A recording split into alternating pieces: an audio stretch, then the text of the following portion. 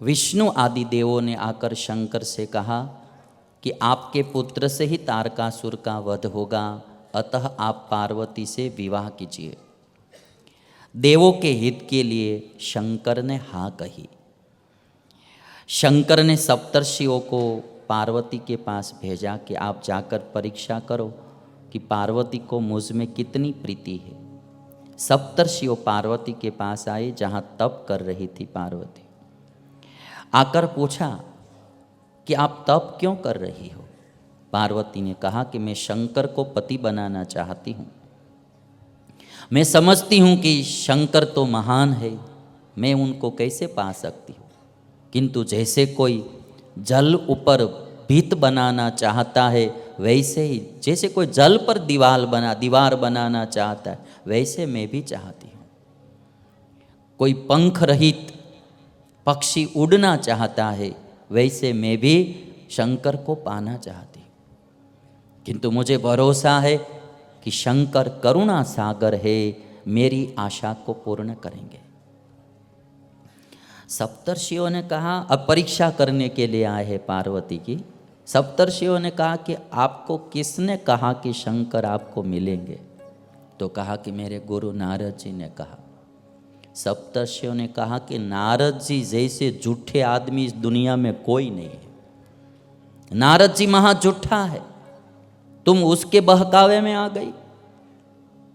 वह उल्टा उपदेश देकर सबकी बुद्धि को फेर देता है, बदल देता है। हम उसके जीवन को पहले से ही जानते हैं। गुरु की निंदा करने लगे सप्तर्षियों।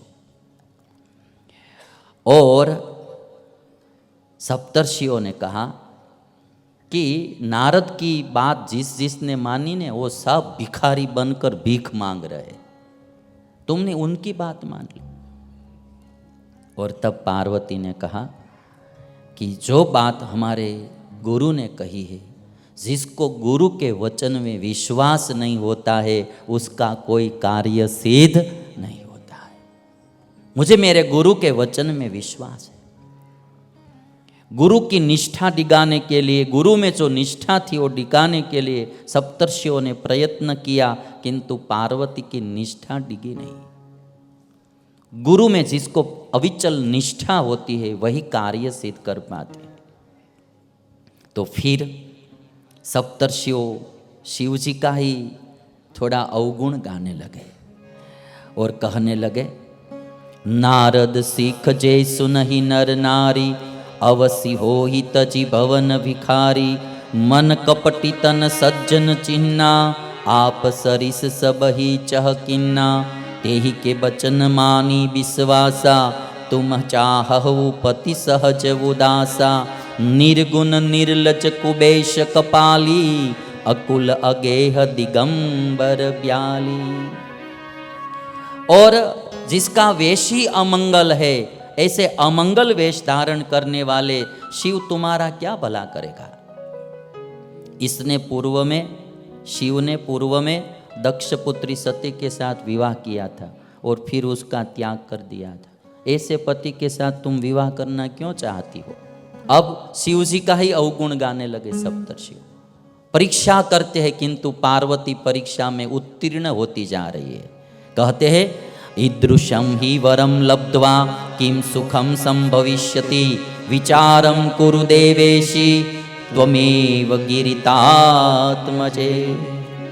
पार्वती कहती है कि आप आगे बात मत करो, मैं पर्वत से उत्पन्न हुई हूँ। पर्वत कठिन होता है, मेरा मन भी कठिन है, ऐसे पिघलेगा नहीं। आप सब प्रयत्न छोड़ दो। मेरा पति बनेगा तो शिव जी ही बनेंगे और मेरे गुरु नारद जी का वचन सर्वथा हितकर है, मैं उसका त्याग कदापि नहीं करूँगी। गुरुणाम वचनम सत्यम इति येषां दृढ़ा मतिः, तेषामिहामुत्र सुखम परमं ना सुखम क्वचित्। जिसको गुरु वचन में विश्वास है उसी को सिद्धि मिलती है। गुरु वचन के आधार पर मेरा ग्रह बसे या मेरा ग्रह उजड़ जाए, मैं वही बात मानूंगी। मैं शंकर को छोड़कर दूसरे को पति नहीं बनाऊंगी। पार्वती कहती है, छेत शिवस्सहि मे विप्रा विवाहम न करिष्यति अविवाहा सदा स्याह अविवाहा सदा हम श्याम सत्यम सत्यम वदाम्यहम्। यदि शंकर मेरे साथ विवाह नहीं करेंगे तो मैं किसी और के साथ विवाह नहीं करूंगी। जन्म कोटि लग रगर हमारी बरहु शंभु नत रहु कुआरी तजउन नारद कर उपदेशु आपू कहि सत बार महेशु। ऋषियों सुन लो, आप कहो या 100 बार शंकर कहे, किंतु मैं ये बात को छोड़ूंगी नहीं। निष्ठा वाला आदमी ही कुछ सिद्धि प्राप्त कर सकता है। सप्तर्षियों ने जाकर कह दिया कि पार्वती का मन तो अडिग है, कोई डिगा नहीं पाएगा, अविचल है पार्वती का मन। शंकर ने सोचा कि चलो तो अब मैं ही जाकर एक बार परीक्षा कर लेता हूँ। तो वृद्ध ब्राह्मण का वेश धारण करके एकदम वृद्ध ब्राह्मण बन के साक्षात शिव जी पार्वती के पास आ गए, वृद्ध ब्राह्मण के रूप में आए और पूछा कि तुम तप क्यों कर रही हो? तो कहते शिव जी को पति बनाने के लिए। तो वृद्ध ब्राह्मण शिव निंदा करने लगे, कहते हैं क्वत्वम कमल पत्राक्षी, शिव पुराण में लिखा है क्वत्वम कमल पत्राक्षी क्वासो वेत्री विलोचन। अरे पार्वती, तुम शंकर को पति बनाना क्यों चाहती? कहाँ तुम कमल पत्राक्षी, तुम्हारे नेत्र तो कमल के पत्र जैसे है। क्वत्वम कमल पत्राक्षी, और शिव जी को तो 3 नेत्र कैसे लगते हैं? 2 नेत्र अच्छे लगते, 3 नेत्र वाले कैसे लगते? क्वत्वम कमल पत्राक्षी क्वासो वै त्रिलोचनः शशाक वदना त्वं च पंचवक्त्र शिव स्मृतः। तुम्हारा मुखारविंद तो चंद्र जैसा है और शिव जी को तो 5 मुख है, वो कैसे लगते? और सुन लो पार्वती, उनके पास कोई धन बन भी नहीं है, पैसे वैसे कुछ है ही नहीं। यदि पैसे होते तो दिगंबर क्यों घूमते, कपड़े नहीं ले लेते? ब्राह्मण के रूप में शिव जी परीक्षा कर रहे। यदि द्रव्यम भवेत् तस्य कथम स्यात् स दिगंबरः वाहनम च बलिवर्दः सामग्री कापि तस्य न। यदि उनके पास संपत्ति होती, पैसे रुपये होते, तो दिगंबर क्यों घूमते फिरते? और उनके पास वाहन भी कोई नहीं है, नहीं बाइक है, नहीं 4 व्हील है, इसलिए तो बैल पर घूमते रहते हैं, नंदी पर सवार होकर घूमते फिरते हैं। और पति में जितने सद्गुण होने चाहिए ना, उनमें से एक भी सद्गुण शिव में नहीं है, इसलिए तुम वो छोड़, शिव को पति बनाना छोड़ दो। स्वयं ब्राह्मण के रूप में शिव जी परीक्षा कर रहे हैं। पार्वती ने तब कहा, मैंने सोचा था कि तुम अतिथि ब्रह्मचारी हो, किंतु तुम तो शिव निंदक निकले। पार्वती कहती है, शंकर के स्वरूप को तुम क्या जानते हो? शंकर के स्वरूप को तो मैं यथार्थ जानती हूँ कि शंकर कैसे महान है। पार्वती कहती है, मैंने अतिथि जानकर तुम्हारी पूजा की ने तो भी मुझे पाप लगेगा, शिव निंदक की पूजा करने से भी पाप लगता है। पार्वती पुनः शिव का ध्यान करने लगी। ब्रह्मचारी कुछ कहने के लिए उद्यत हुए तो पार्वती ने अपनी सखी विजया से कहा, उसका नाम था विजया।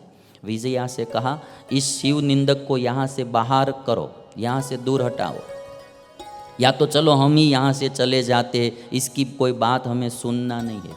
जब पार्वती खड़ी होकर चल पड़ी तो शिव जी जो ब्राह्मण के रूप में आए थे वो मूल स्वरूप में प्रकट हो गए, मूल रूप में आ गए।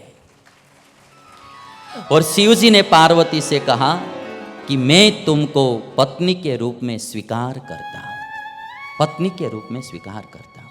पार्वती ने कहा कि इसलिए तो मैंने आराधना की है, ये बात तो सही है, किंतु यहाँ से सीधी में वरमाला नहीं पहना सकती हूँ। मेरे पिताजी के पास जाओ और पिताजी के पास मेरा हाथ मांगो, फिर ब्याह होगा, पहले नहीं होगा।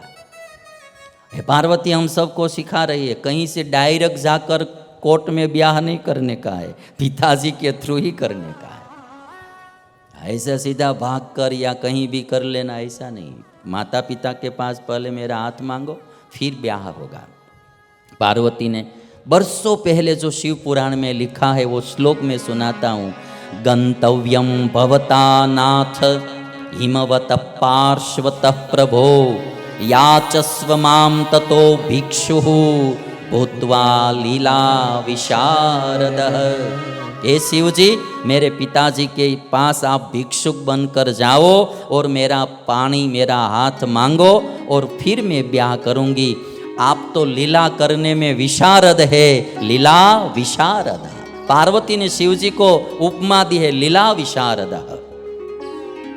और पार्वती कहती है, जब मैं दक्ष कन्या थी, सती के नाम पर थी, तब मेरे साथ आपकी शादी हुई थी, किंतु अग्नि की साक्षी में नहीं हुई थी, वेदोक्त विधि से नहीं हुई थी, इसलिए हमको कोई सुख नहीं मिला और बहुत प्रॉब्लम आ गई। इस बार वेदोक्त मंत्र से, अग्नि की साक्षी से हमारी शादी होगी। पार्वती कहती है, दक्ष कन्या पुरा हम वे पित्रा दत्ता यदा तव यथोक्त विधिना तत्र विवाहो न कृतस्त्वया तस्मात् यथोक्त विधिना कर्तुमर्हसि मे प्रभो विवाहं त्वं महादेव देवानां कार्य सिद्धये।